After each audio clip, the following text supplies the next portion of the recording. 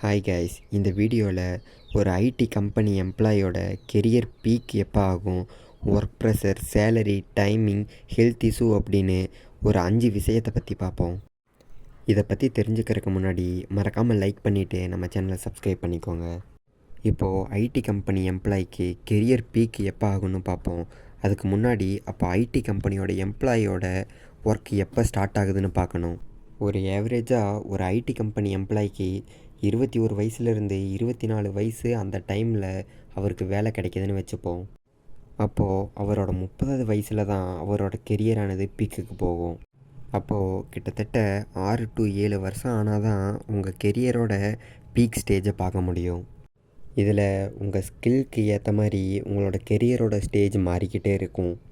So நீங்கள் ID கம்பெனிக்கு போகிற மாதிரி இருந்துச்சுன்னா உங்களோட ஸ்கில்ஸை நிறையா எக்ஸ்ப்ளோர் பண்ணி வளர்த்துக்கோங்க. இப்போது ஒர்க் ப்ரெஷர் அப்படிங்கிற டாப்பிக்கை பற்றி பார்த்துடலாம். பொதுவாக ஐடி கம்பெனியில் 9 மணி டு 6 மணி வரை ஒர்க் இருக்கும். இந்த டைமில் ஃபிசிக்கல் ஒர்க்கானது எதுவுமே இருக்காது. ரொம்ப தூரம் ட்ராவல் பண்ணி போகிறது ஒரு ப்ரெஷராக இருந்தாலும் அங்கே கொடுக்கப்பட்டவங்களோட டாஸ்க்கை முடிக்கிறது தான் அங்கே மெயின் ப்ரெஷராக இருக்கும். சரி, நெக்ஸ்ட்டு ஐடி கம்பெனியில் சேலரி எந்தளவுக்கு இருக்குன்னு பார்ப்போம். இதை 3 வகையாக பார்க்கலாம். ஃப்ரெஷர்ஸுக்கு எப்படி இருக்கும், மிட்ரேஞ்சில் இருக்கவங்களுக்கு எப்படி இருக்கும், எக்ஸ்பீரியன்ஸ்டு பர்சனுக்கு எப்படி இருக்குன்னு பார்க்கலாம். ஃப்ரெஷர்ஸுக்கு 3 lakh per annum வரைக்கும் கிடைக்கும். மிட்ரேஞ்சில் இருக்கவங்களுக்கு 5 lakh to 6 lakh per annum வரைக்கும் கிடைக்கும். எக்ஸ்பீரியன்ஸ் பர்சனுக்கு 10 lakh to 13 lakh வரைக்கும் கிடைக்கும்.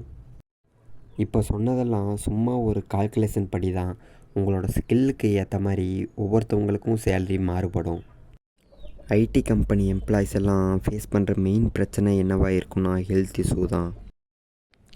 ஃபிசிக்கல் ஆக்டிவிட்டியே சுத்தமாக இல்லாதனால அவங்களோட ஹெல்த்தில் நிறைய இஷ்யூ வர வாய்ப்பு இருக்குது. ஸோ இந்த வீடியோ பார்க்குறவங்க யாராச்சும் ஐடி கம்பெனியில் வேலை செஞ்சுட்டு இருந்தால் உங்கள் ஹெல்த்லேயும் கவனமாக இருங்க. மறக்காமல் ஐடி கம்பெனிக்கு போகணுன்னு நினைக்கிற உங்களோட ஃப்ரெண்ட்ஸுக்கு இந்த வீடியோவை ஷேர் பண்ணிடுங்க.